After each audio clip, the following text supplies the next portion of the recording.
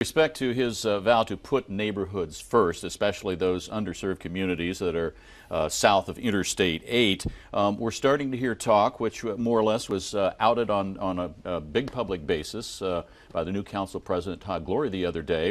There is a business, neighborhood, let's just call it not critical mass yet, but they're creeping up on the idea of maybe an infrastructure revenue bond, whether or not it needs a tax increment, part of that. Is that a non-starter because it's being shouted down sort of quickly, but we understand that there may be elements that will push it forward and get it on the ballot by 2014. Well, first of all, it was a surprise to everybody that was sitting there, including myself. But it's been going on behind the scenes for a while. And it has. And there have been efforts to dampen it, to poo-poo it, but the fact is that we have infrastructure, we have streets, we have roads, we have sewers, with things that were built in the 1920s that have not been upgraded, that continue to fail. The number that we're talking about is in the hundreds of billions of dollars. Maybe a new audit's going to show it's as much as $1 billion. Exactly. It's real money. Yeah. It adds up. Exactly. But so you know, the amount of money is probably going to be debated in terms of whether it goes forward. But something does need to be done. We understand that the elements, the powerful elements of the business community are behind this, but they're saying, now wait a minute, there's more than just them in the business community.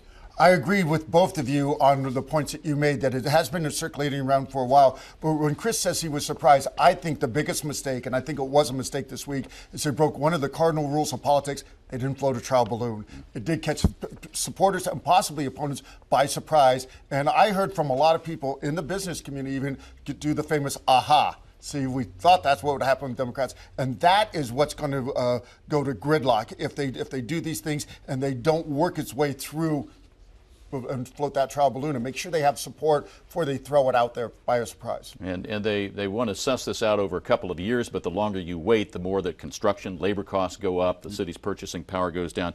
Let me ask you about governance style, at least in terms of, we recall that Mayor Sanders was highly visible, often holding one or more news conferences a week. Carl DeMaio was holding one or more news conferences a week, and that stepped up during the campaign.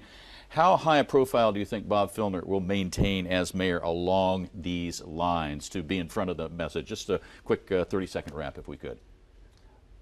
He will be visible, but his best work is done face-to-face and within, you know, not behind closed doors, but working individually and with groups, you know, and also, you know, going back to the neighborhood thing. Not media events. Exactly. He'll be very visible because he's coming from a position where he was one of 435, and now, to use Teddy Roosevelt's line, he's in the bully pulpit. He's there. He's a point person for the 8th largest city. He'll be very visible. Maybe it'll be something between the two there. Thanks for joining us, gentlemen. John Dadian, Chris Crotty.